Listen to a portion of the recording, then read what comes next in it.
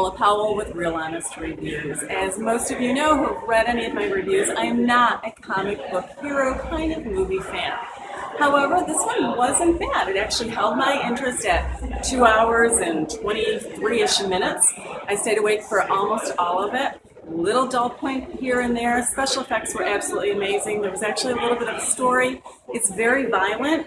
I wouldn't recommend it for the younger kids, but the cool thing with this is they actually had a normal reaction to the violence, which I've never seen in any of these comic book hero movies. So that was well done. If you are a fan of this genre, go see it. If you're not, I'm on the fence. Jim Alexander, the Movie Blog. Just when you think they can't top themselves, Fox does it again, and they do it with X-Men. That's their best franchise, and they just keep on getting better and better. This is probably the best X-Men movie they've ever done. Really great job with Apocalypse. He was so believable. He was creepy, imposing, intimidating. Just an awesome job.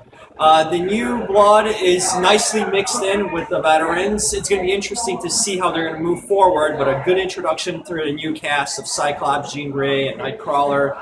Overall, a lot of action, a lot of great storylines, everything detailed and really traced back to the previous films and really tied in nicely. So a great job, awesome movie. It's going to be a heck of a movie and one of the best superhero movies of the summer. I'm John Espino from The Young Folks. Like you said, new blood introduction, that's always the best. There's a bit of a lull in between, but the great thing with this franchise, even though it's kind of inconsistent, is that it completely fleshes out its characters. So that's great for those dramatic moments, but then also for the comedic moments. The CGI is off the charts amazing.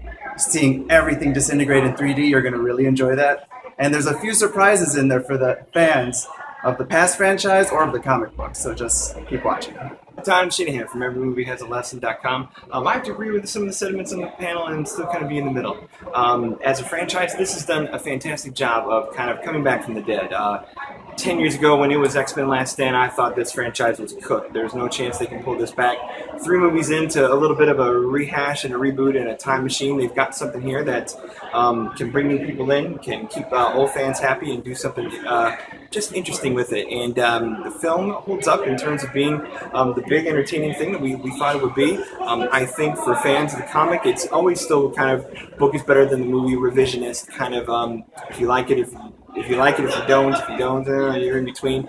I think fans who come to this, new, like if you're first time off the street watching an X-Men movie, you're going to be very confused by this movie. I think this is a lot going on, a very thick movie in terms of history that goes on internally as a franchise, externally as a fan and all that. So it's I'm not saying it's a tough pill to swallow. I'm just saying it's a very, very loud, big, chewy, gummy, awesome pill to swallow. It's just going to take a little bit. I have to echo the sentiments of the panel before where this one's for kind of those teeny boppers that enjoy this kind of thing. And the kids at Harvey used to read this when we were kids. So that's my take.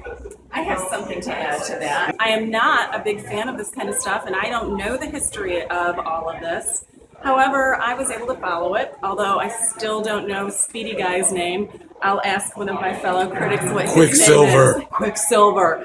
Speedy Guy was in there. I'm going to refer to him as that because that's who it is in my mind. But I wasn't lost. I think it was something that anybody can follow, and if you're going to the movie with a date or your husband or spouse that likes that kind of stuff, you're going to be okay with it. E-Man here from E-Man's Movie Reviews. Just got done watching X-Men Apocalypse. I'm still kind of processing this. There were a lot of things that I liked, and there were a couple things I really didn't like. I'm sorry, I've been an X-Men fan for a very long time, and I was not a fan of the revisionist type of storyline with Mystique and Jennifer Lawrence. I kind of feel like there's a little bit too much of a Hunger Games / Hollywood push just to put her at the forefront. I always kind of thought that was a little bit disruptive to the entire team aspect of X-Men, which is what really made everyone come to love the X-Men story. As for the movie, I mean, the visuals were great. 3D was actually really good. I'd highly recommend watching it in 3D. I also thought that, unlike the previous trilogy that they tried, they did a really good job in keeping the stories very cohesive within First Class all the way to Days of the Future Past to this movie today. There were a couple other issues I had, but they're a little spoilery, so check out my next review. I'll definitely get into more detail with that. And you know what? Stay tuned for some more great content.